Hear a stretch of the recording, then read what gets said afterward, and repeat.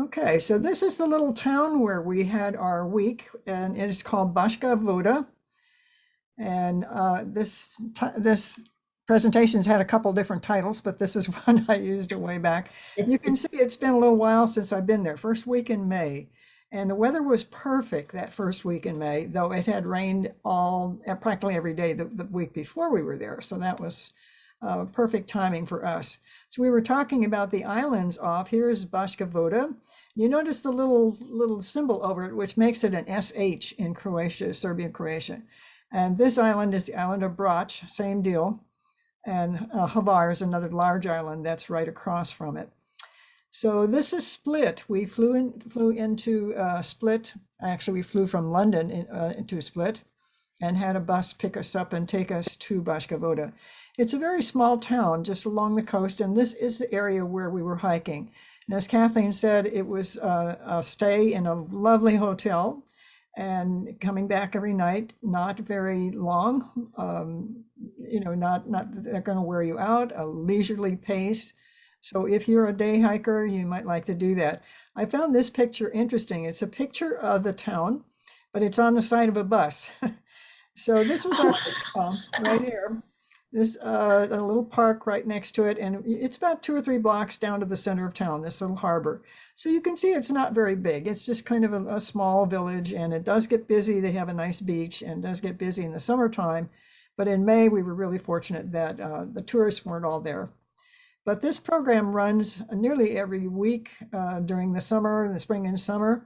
And we took it through HF Holidays, a UK company. And I just wanted to say a word about them because they're really a highly rated company. If you're interested in this sort of thing, they do other things besides the kind of hiking we did. As you see, they do self-guiding, solo guided trails. You can also do country homes, stay there. You can go from place to place with or without a guide. They do special events, holiday deals, all kinds of outdoor activities, and in practically every continent. So they do 3 in Croatia. One, they're still doing the one that we did, and I checked to be sure. It's one of their highest rated.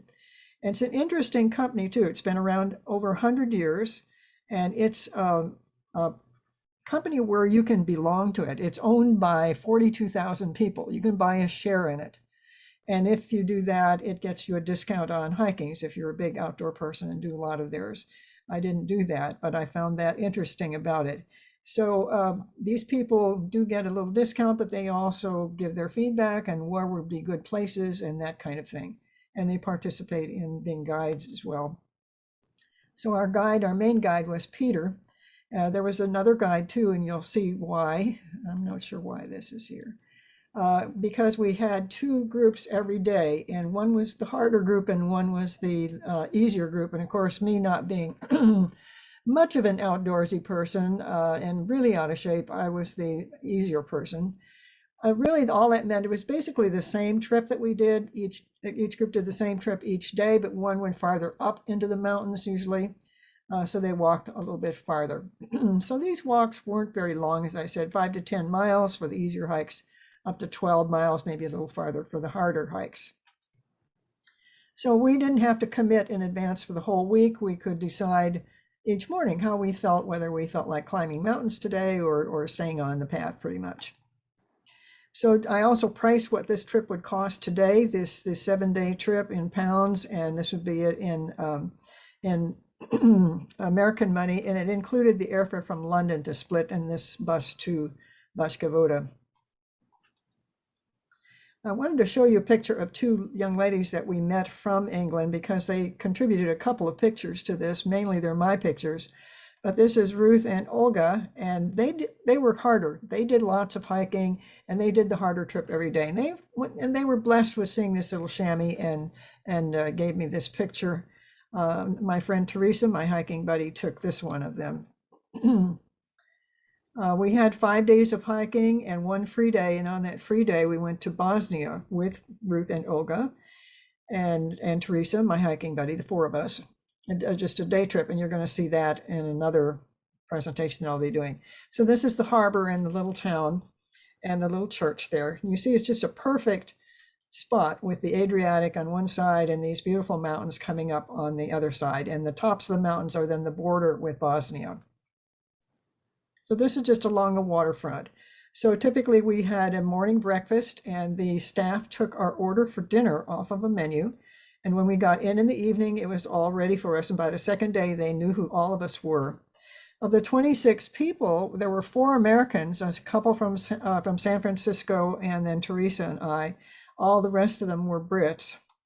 And that was really fun. We're getting to know some of the people in that group.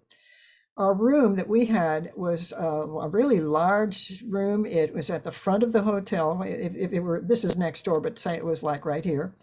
And we had a big balcony. So this was just looking up off of our balcony, looking straight out, of course, would be looking out at the Adriatic. So here is Teresa. She used to live in Dallas, and you may recognize her from Romania pictures if you saw those. She was my buddy for that one as well. So everywhere you look was very scenic and pretty, and it's hard to take a bad picture. Lots of rocks, as somebody said, and olive trees. So day one, we started out walking from the hotel, and we didn't do that every day. Some days they took us up farther, would let us off maybe up here, and then we would walk from there. So this time we started from the hotel, and the first place we came to was this little village of Bast. And this area, of course, has been inhabited prehistoric and Greek and Roman and all the way back. If I got into history, we'd be here all night. But various countries were conquering this area, and Venetians and Romans and so forth, as I say. So this church or the village anyway, and the church does have authentication from 1400s. This one looks like it was built in the 1400s, lots of stone and slate roofs.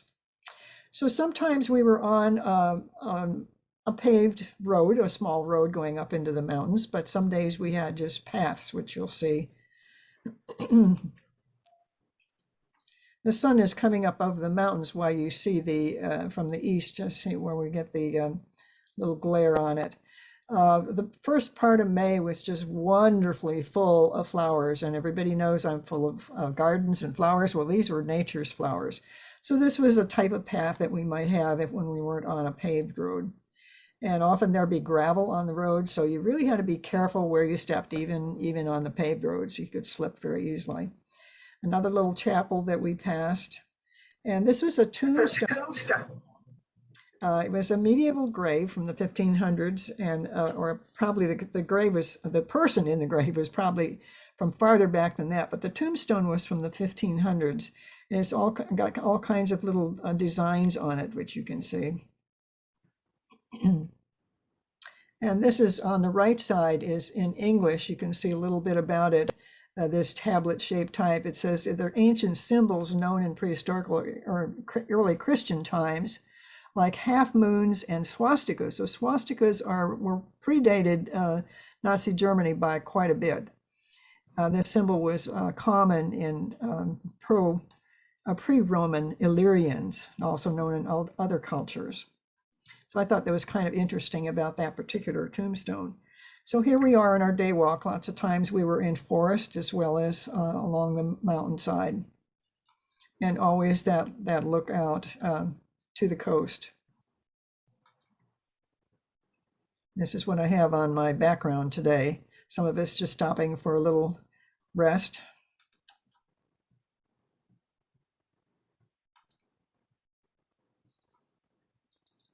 Oops, sorry. And you were saying there were not a lot of other tourists? No, there weren't. You'll see, particularly as we had a beach day, our last hike was along the coast. Very few people out on the beach. There are lots of places that you can rent, lots of hotels, condos, apartments, and they have a big tourist trade during the summer from Europe, all along the Croatian coast. So this is a view of Brač across here and the island of Hvar over here. And our second day, as I said, we took a boat out just for us around here, around this corner, and hiked like over this right here to the town, I guess it's over here, the town of Povlija. That was a little bit different. Each day was a different kind of hike. So we're coming up now on the town of Makarska, which was south of Baška Voda. These two little peninsulas are kind of a signature for Makarska. You can see that from the boat or from the air. We took a little shortcut away from the path, and you'll see in a moment these little houses down here. There they are. Hmm. But lots of stone houses, as I said, and stone houses, flowers, olive trees, other kinds of vegetation. There's some of the olives. Are those houses occupied?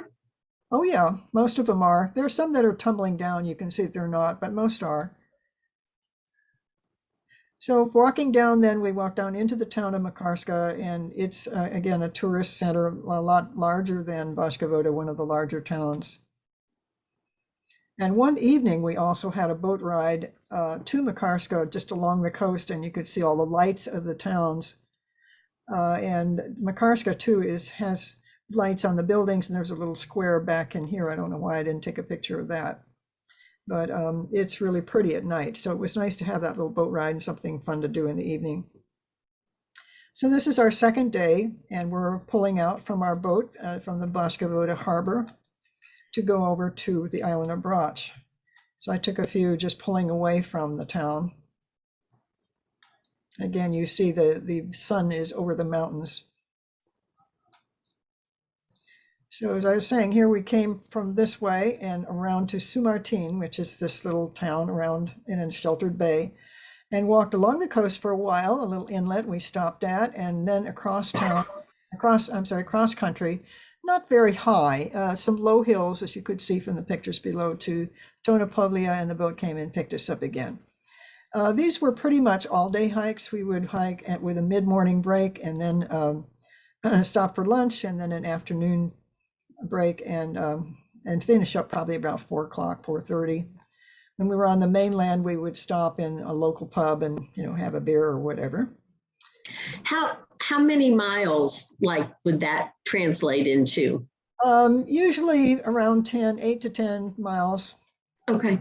Our last day along the coast was our shortest day, and that was about 5 miles. Okay. So it is strolling. It wasn't any try to outrace anybody else. It was very leisurely. So here's us unloading, arriving in Sumartin. And all these little towns look very similar in that they're the stucco buildings, the red tile roofs. There are a lot of, they've all been there forever, it seems. My grandson was real little when I took this trip, and he saw these pictures, and he definitely wanted one of those boats. So we went through the town then after unloaded there and made our way up the little alley here with a donkey tied up. So he was patiently waiting. And as we got higher, of course, we got a little bit nicer view of the town. You can see too, it's not very large. So we made our way first, as I say, along the coastline and then across country. And again, the flowers were everywhere, the primroses, the gates, and the stones, and the olive trees, just everywhere. And these mountains that you see are not on the island, they're on the mainland. So when you see the mountains, that's what you're looking at. You're looking at the mainland across. This guy right here was an Englishman who is 91, just in case you think you're too old to do this kind of trip. He's been traveling with HF Holidays every year, and he just keeps going and going. Again, the mountainside just covered in flowers and Scotch broom. So it was like walking through a nature's garden. Here we stopped at an inland just for our morning break, and along came a little sailboat very quietly chugging into the harbor, or made a nice harbor anyway.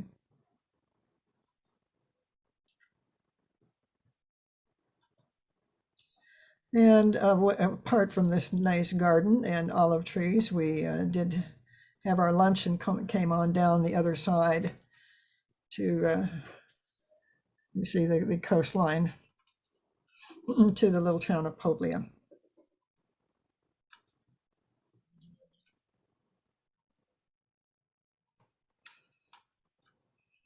So we had our little foursies, or what do they call them in England? Onesies, but these were, not a little later in the day, our little break before we went on back. And these are fishing nets, of course, along the coast. There's a lot of fishing. We'll see these again on other places with the fishermen mending nets at the end of the day to make sure that nobody gets away. And seafood, of course, is big on the menus. The food, by the way, was excellent. This hotel we stayed at was, I think, a 4-star hotel. Beautiful rooms, very attentive staff. The food was just wonderful. We loved everything about that hotel. And they're still using that same one. So these are just some, as we moved away from Brach. So this is our third day, the Makar to Chepi. So you remember Makarska on our first day, I'm sorry, on our first day, where we went down to Makarska with the two little inlet, little peninsulas sticking out. Well, we went past that, but a little bit farther. So they took us by bus up a little farther and gave us a head start on this third day. So we're on the road again, and we're going to go past Makarska this time.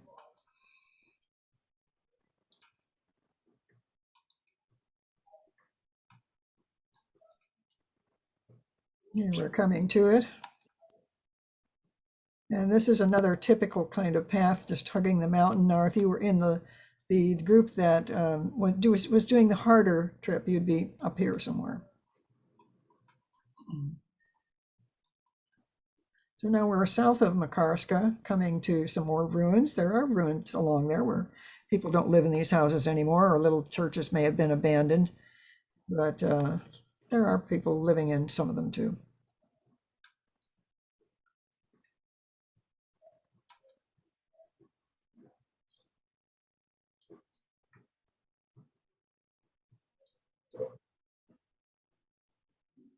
I think these were Borning, if I'm not mistaken. I don't remember exactly. It's beautiful. Chepi, which is the town south of Makarska. Another cute little thing. I wanted to show you the kind of maps that our guides used. They were, of course, showing the elevation and marking where we were going to go. And I was under strict orders that these belonged to HF Holidays, and I was not to publish them like I would do. So we're on day 4 now of our hike. And this one, let's see where we're going. This is the one we're going to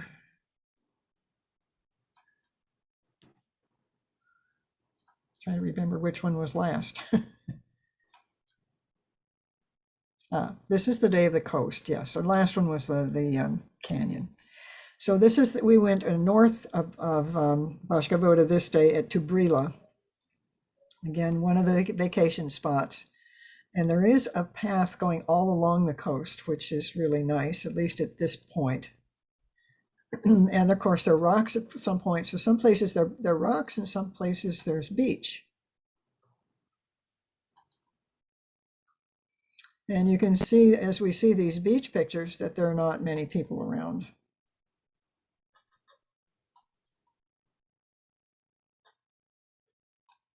That water looks gorgeous. Yeah, it was very clear water.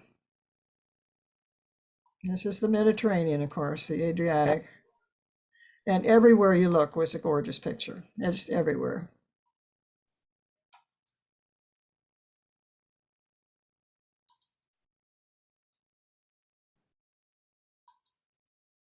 But we pretty much had the path to ourselves. There were very few people around. There's somebody getting an early start.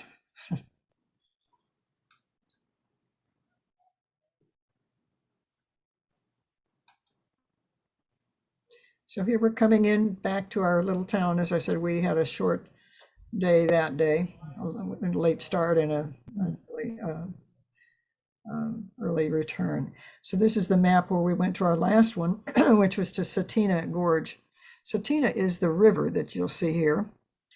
And they took us in a bus up to Costania. the church at Costania. And so we hiked along, but where we're very high above it on a big high cliff, which you'll see. And then you'll see what happens when we come to this river. So this is the Cetina Gorge. The Cetina River is down below here and it runs through this gorge.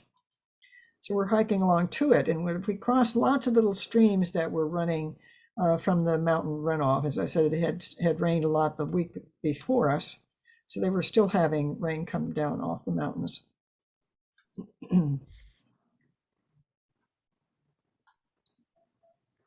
Here we are entering the gorge. You can see it right here. The river is going along here, and we're coming to where we're going to make like mountain goats, just trying to get down a very, very steep path. I'm not sure how deep this gorge was when we went, maybe 1,000 feet. It was quite deep. And there are not any railings or anything like that. We're talking about tree roots and boulders and loose gravel. So it was probably the most difficult of all the walking we did was coming down into this gorge. You can see the people here starting the climb down. And I wanted to have the picture of them climbing down. This was a picture from Olga as the people coming from up top of the mountain. And we're not all the way down yet, as you see. So there was a boat to meet us when we got to the bottom that was going to take us to lunch. So we did that. We got to a place that used to be a monastery that's now a restaurant. And here's our group sitting down to have lunch at this place under the trees, which was lovely. As you see, they had a nice menu here, and we had a great lunch with lots of fresh food and fresh salads. And when lunch was over, we boarded a different boat to make our way down to the coastline, down the river. So you didn't have to hike back up? No, this was really the end of our hiking for the day. Okay. Lunch was the end of the day. So we had a resident swan who apparently does this with all the boats that come down here. He's like a dog chasing cars, you know how they do? At least I had a dog like that one time. Excuse me, let me get a little drink. So he followed our boat. Until we got to Oh my goodness. And he tried to catch up, but he failed and went back. So all along this river, we had beautiful views of the mountains either side of us in this river valley. This would be Ruth, I think. And we ended up in the little town of Omish. Again, this little thing over it, so it's an SH. Another very, very old town. All these towns along here have been here forever. You can see some of the battlements or ways to look out for invaders built into the sides of the cliffs here coming into town.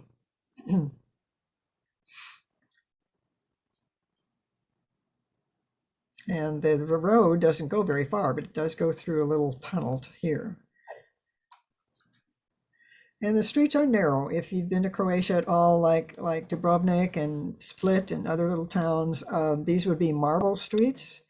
Marble was quarried in that area, and they made streets out of them that are still there. So these are probably still from Roman times. They just last forever.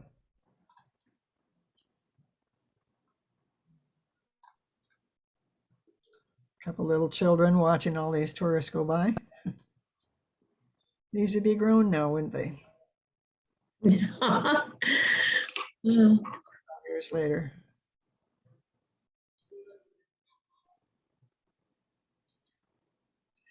So we made our way out to, oh, why did I do that?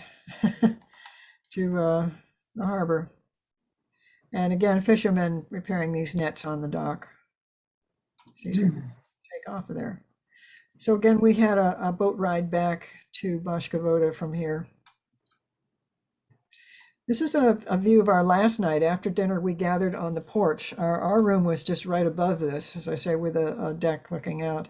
And we gathered for English country dancing.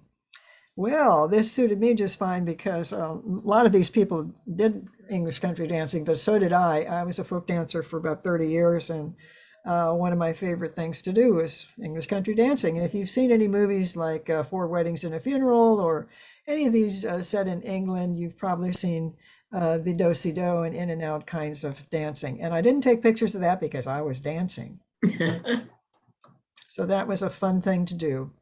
So our trip is over. We got along to the end of it without any mishaps at all, and had this beautiful sunset looking west, of course, over towards Italy, over this direction, with all these not thousand islands. I guess there are 1,100 islands of Croatia, the Croatian coast.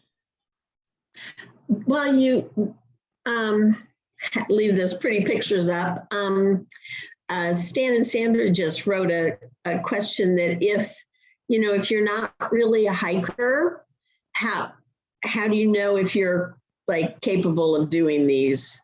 Well, I mean, I would say just be in good shape. I mean, as like a backpacker doing this 100-mile trip that you're talking about, I don't do that kind of thing.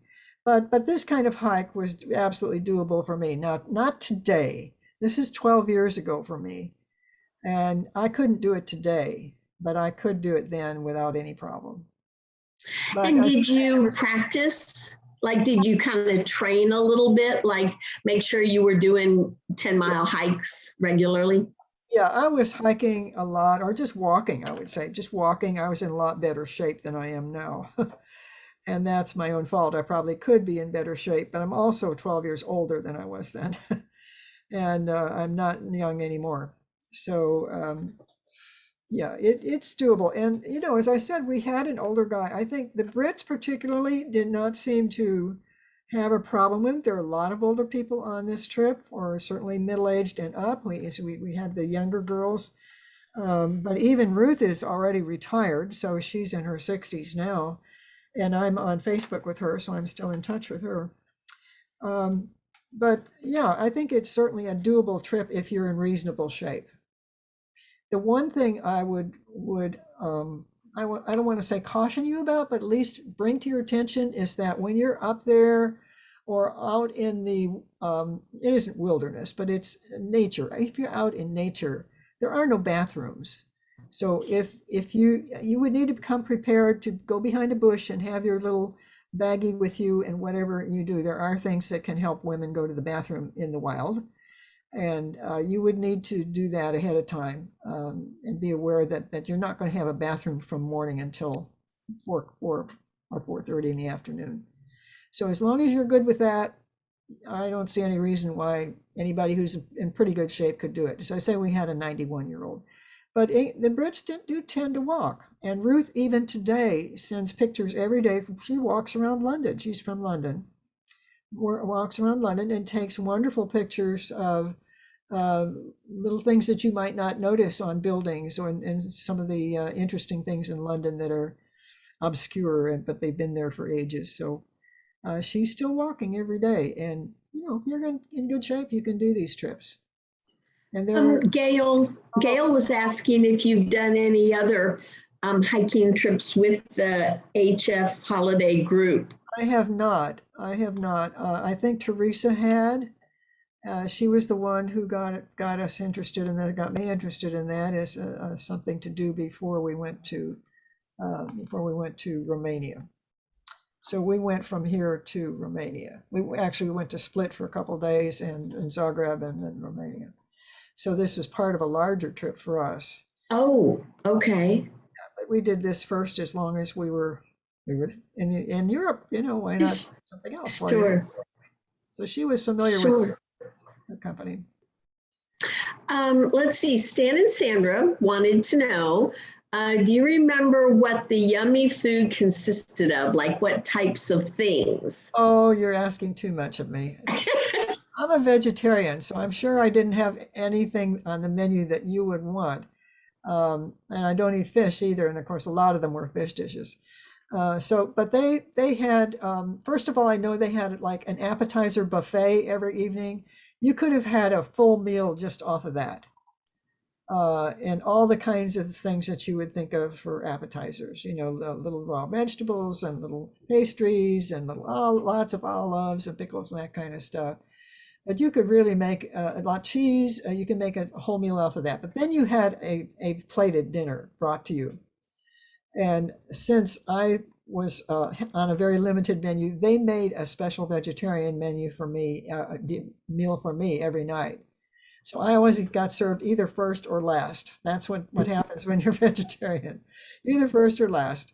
But so I don't know the menu as well as the people who eat meat could have told you, because I never even looked at that.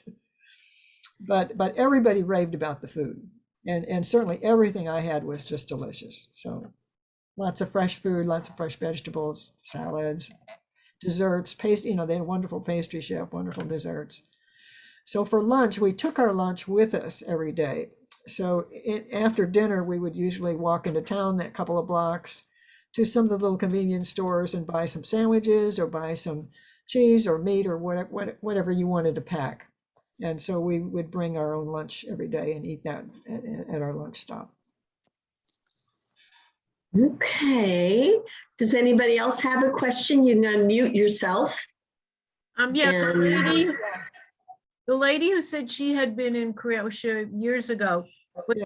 did it look the same to her or different? oh, No, Joyce. it looked the same. This fella had grown up in Sumatin, and during the war, when the communists came in, they took their building, Mm. and it was right there where you came into Sumatin. Uh-huh. Mm-hmm. Yeah, Yeah, I don't think the buildings have changed much. As you can see, they look like they've been there forever. Certainly, some of them are hundreds of years old. Yeah.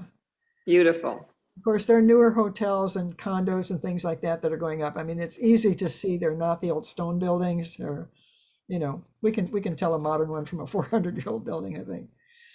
But yeah, there's a lot of new building. Mm-hmm.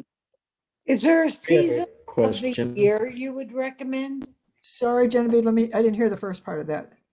Is there a season A season? of the year that you would recommend doing this? Well, definitely before all the tourists come, and it is hot in the summer. Mm-hmm. And they run these trips spring through September. So I would say the shoulder season, like May and September, I think would be the best months. The weather was absolutely perfect. It was like 75 to 80 every day and no rain. We lucked out. I mean, you can expect any trip, you can expect it to rain, I guess. Sure. But we were very fortunate we didn't have any rainy days. Good. What about insects? I didn't really, I wasn't aware of any insects either. Perfect. I never having a mosquito bite or being pestered by insects. Maybe they're there later in the season. I don't really know. Right. But no, there wasn't in May. I definitely like May. Perfect. Yeah. All the wildflowers. Yes, those would be gorgeous. And how about We have a people speaking question. English? Speaking English was not a problem. After I guess there were in 2010. No, that's not right. In 2000 and 2001, when Croatia became independent, I should just start from there, I guess. They started teaching English from the first grade in school, and a lot of We people have a question. also fluent in German. That's very common because they have so many visitors that either speak English or speak German. And so anybody under 30 could speak English easily. And quite a few older people did too. We had absolutely no problem with language. Okay, that's good to know. Let's see. Meg had something to say about taking a cruise there. Do you want to unmute yourself and hold down your space bar?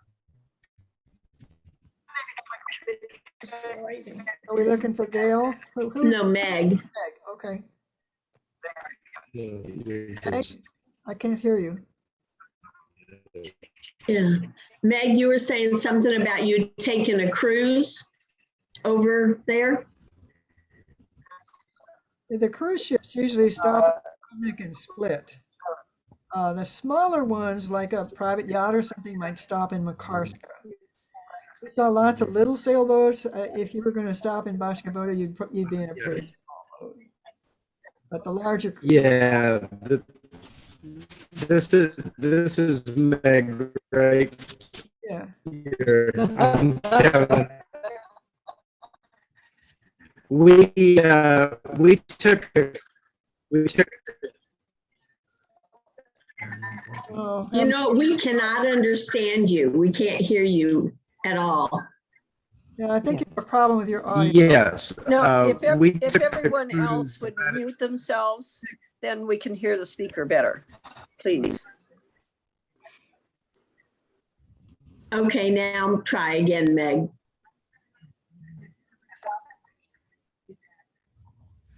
Can you This- not hear us? No, Can you hear us, Mary? now. I hear you now. Okay.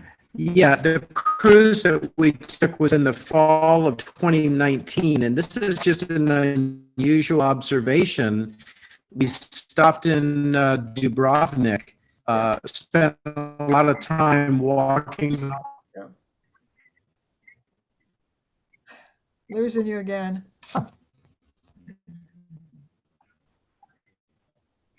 Okay, well, I think if you want to type it, I can read it, but you keep freezing.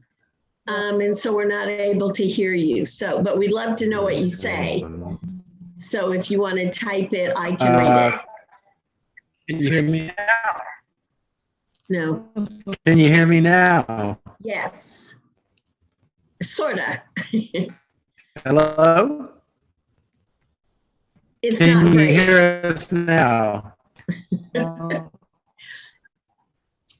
Oh, well.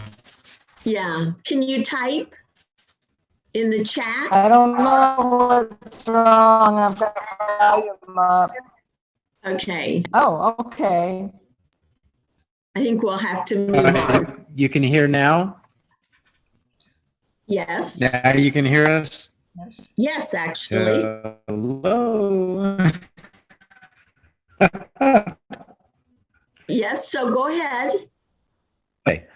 When we took this cruise in fall of 2019, an observation.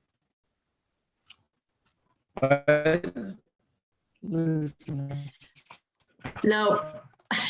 So Yeah, you you're right. unmuted. For some reason, we could hear you when it said mute. So it's almost like you have two things on. This is for the We Zoom. did.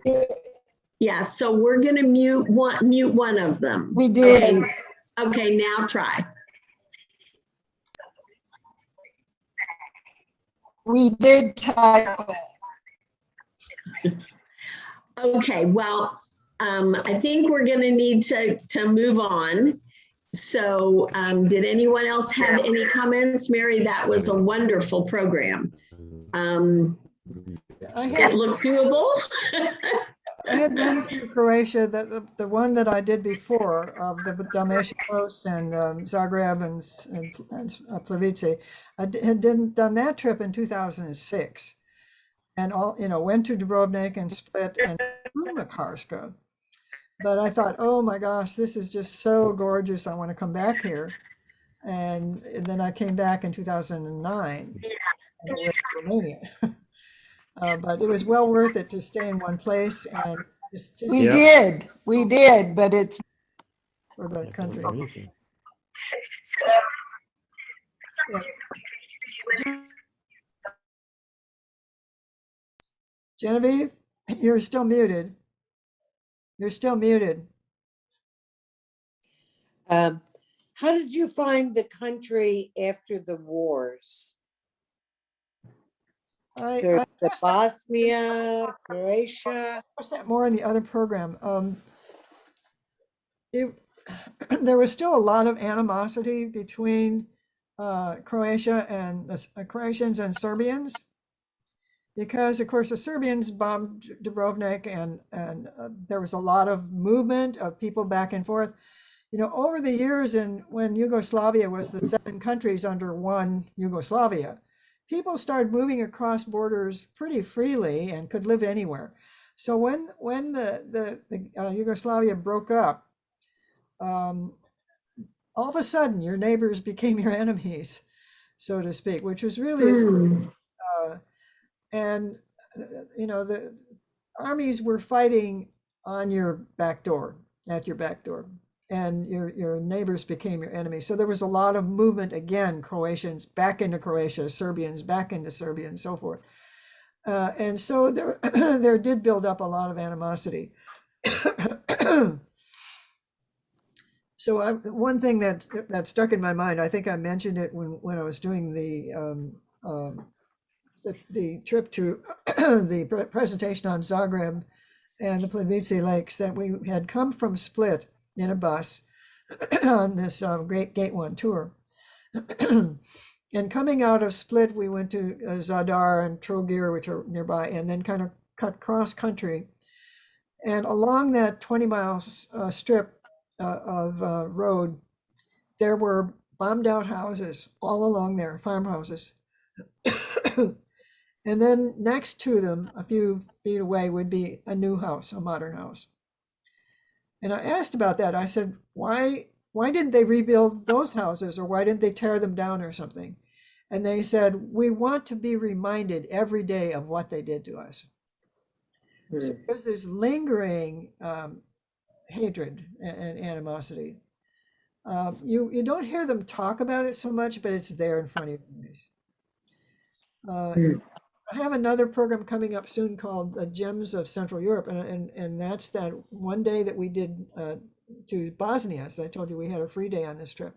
So there was still evidence of bombed out buildings. A lot of it had been rebuilt, particularly the beautiful bridge in Mostar. But there were still bullet holes and shells of buildings standing even then. I don't know if that answers your question. Yes, thank you. Well, Mary, thank you again. I think we actually need to move on and have a little time for our recipe. But thank you so much for sharing that. I really, really enjoyed it. And I think everyone else did too. Oh, here's a message from Meg. Whoops, what she was wanting to ask. We were in Dubrovnik in the fall of 2019, and walking through the town, especially the shopping area, we were stunned to see dozens and dozens of unusually tall people, from about 6'6" to possibly 7 feet tall. Did you notice that? I did not. You know what? I'll bet anything that they were tourists from Sweden and Denmark, not Denmark, Sweden and Norway and Netherlands. They tend to have 6'7", 7 foot guys. We noticed that one time we were eating, our group was eating downtown, and all of a sudden this group of huge men and women walked around the corner. And they were in Dallas for some kind of convention downtown, and we're looking around for, what's going on down here. And we invited them to dinner with us, and they came in, but they were from Netherlands. And I said, is that unusual? And they said, yeah, pretty much, that most people in Netherlands are really tall. The men especially are really tall. But yeah, I found that in those countries, and I'll bet anything they were tourists from those countries, because I didn't notice that so much in Croatia as a whole. Interesting. Great point to bring up, Meg. Thank you. That's great. Okay, so Mary has already stopped sharing her screen.